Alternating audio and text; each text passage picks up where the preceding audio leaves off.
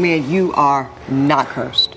You are as loved and as worthy, Michael, as your father, your mother, and everyone else who gets the privilege to reside on this earth, young man. So I've been seeing this video being passed around of this judge who is adjudicating a case between a father and son. The father is trying to recoup the money they spent on conversion therapy, and the son, who is now kind of out and gay, doesn't want to give him that money. And of course, it's being passed around for all the good reasons, right? The judge says everything that every church hurt, religious trauma kid wants to hear, any ex-evangelical wants to hear, that we know we are queer and we are loved and we are deserving of that love, as deserving as anybody else. But I want to kind of like talk a little bit about my own experience with conversion therapy. So I came out when I was around 16 years old, and I grew up in a conservative Christian Chinese church.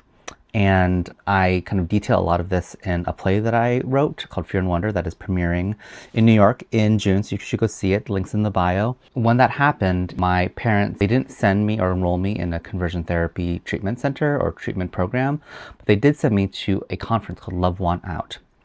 That conference was run by an ex-gay ministry.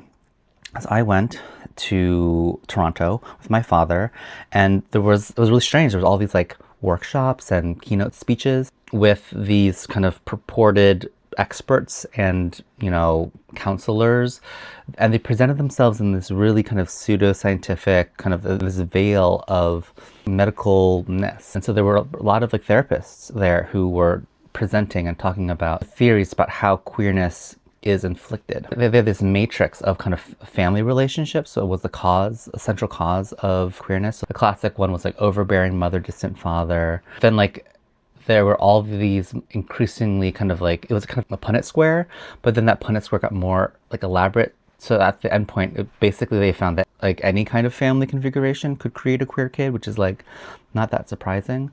But what was really surprising for me was that I was expecting to go there, you know, being a queer kid, or at least as they would describe it, same-sex attraction, or was dealing with same-sex attraction. I expected to go there and expected to be emotionally abused. I was expecting to be on the receiving end of a lot of hatred, like the kid in the video described.